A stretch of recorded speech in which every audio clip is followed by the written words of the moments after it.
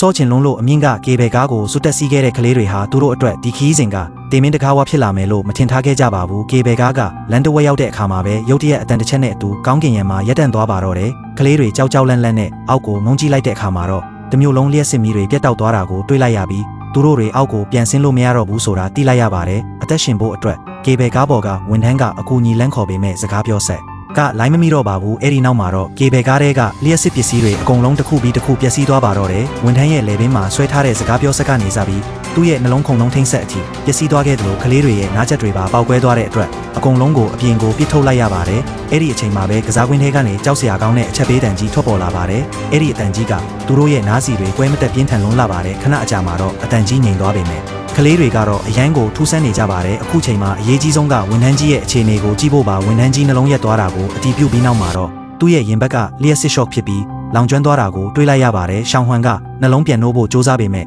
တေသွားတဲ့သူအတွက်တော့ဘာမှမထူးတော့ပါဘူးအဲ့ဒီအချိန်မှာရှောင်းလန်ကအောက်ကမြို့ကလေးမှာကားမိတောင်မမြင်ရတော့တာကိုတတိထားမိသွားပါတယ်ဒါဟာရိုးရိုးမိပြတ်တာမဟုတ်ပဲတခုခုဖြစ်နေပြီဆိုတာသူရိမ့်မိလိုက်ပါတယ်သူတို့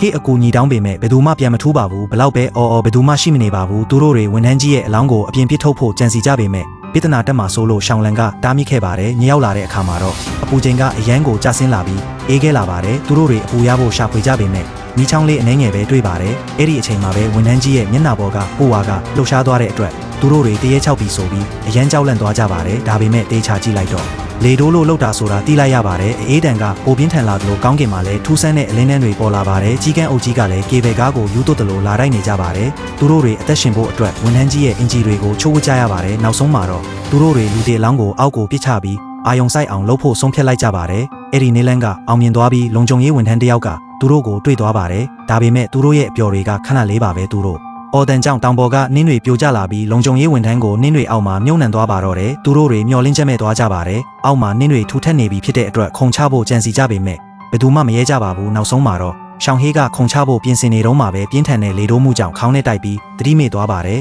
နောက်တနေ့မနက်မှာကယ်ဆယ်ရေးတွေရောက်လာတဲ့အခါမှာတော့ရှောင်းဟွမ်နဲ့ရှောင်းဟေးတို့ကအေးခဲပြီးတေဆုံးသွားကြပါပြီးရှောင်းလန်တယောက်ပဲအသက်အင်ဂျင်ရေးပါတော့တယ်တကယ်တော့ရှောင်းလန်ကအင်ဂျီအထူဆုံးကိုအရင်ဦးအောင်ယူဝတ်ထားသလိုသူငယ်ချင်းတွေအိတ်နေတော့မှလည်းချောကလက်ကိုတယောက်တည်းခိုးစားထားခဲ့တာပါဒီဇလန်ကဘေးအနေနဲ့ရင်ဆိုင်ရတဲ့အခါလူသားတွေရဲ့ကိုကြိုးစွမှုနဲ့ကိုကြိုးရှာမှုကြားကမတူညီတဲ့သဘာဝကိုမိမောင်းထိုးပြထားတာပဲဖြစ်ပါတယ်